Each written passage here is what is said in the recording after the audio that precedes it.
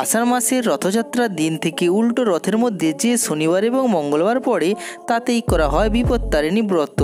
বিপত্তারিণী পুজো চলাকালীন ভুলেও এই কাজ নয়, তাহলে আপনার সংসারে নেমে আসবে ঘোর অশান্তি। সম্পূর্ণ তথ্য জানার জন্য ভিডিওটি প্রথম থেকে শেষ পর্যন্ত দেখতে থাকুন। আর আপনি যদি এই চ্যানেলে নতুন হয়ে থাকেন তাহলে তাড়াতাড়ি এই চ্যানেলটিকে সাবস্ক্রাইব করে পাশের বেল আইকনটি চিপে রাখুন, যাতে করে নতুন নতুন ভিডিও সর্বপ্রথম আপনার কাছে পৌঁছাতে পারে। চলুন তাহলে ভিডিওটি শুরু করা যাক। বিপত্তারিণী পুজোর সব সময়েই দুটো তিথি থাকে। মঙ্গলবার অর্থাৎ আজ বিভিন্ন জায়গায় পালিত হচ্ছে বিপত্তারিণী পুজো।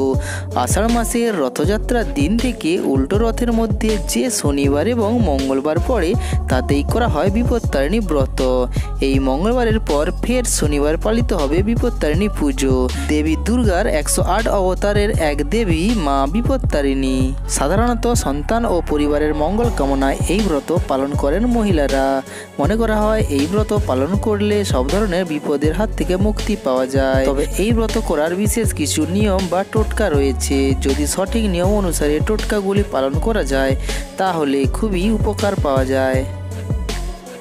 যতটা সম্ভব লাল রঙের বস্ত্র পরে বিপত্তারিণী পুজো করুন। পুজো চলাকালীন ভুলেও কারোর সঙ্গে কথা বলতে নেই, এতে মা অত্যন্ত রুষ্ট হন। বিশেষ করে নজর রাখতে হবে যেন পুজোর নিয়মে কোনো ভুল না হয়, তাহলে সংসারে আর্থিক সংকট থেকে শুরু করে যে কোনো সংকট দেখা দিতে পারে। এই দিন ভুলেও মহিলাদের অপমান করতে নেই বা কোনো খারাপ কথা বলতে নেই। এই দিন বাড়ি থেকে কাউকে চিনি দেবেন না। এই দিন দেবীর পুজো সামগ্রী সবকিছুই 13টা করে অর্পণ করতে হয় এবং পুজোর শেষে 13টা লুচি ও 13টা ফল আহার করতে হয়। পুজো শেষে মায়ের চরণে রাখা 13টা দুর্বা ও গিট দেওয়া 13টা ডুরি লাল সুতো মেয়েদের বাম হাতে এবং ছেলেদের ডান হাতে বাঁধতে হয়। এই ডুরি সারা বছর বিপদের হাত থেকে রক্ষা করে।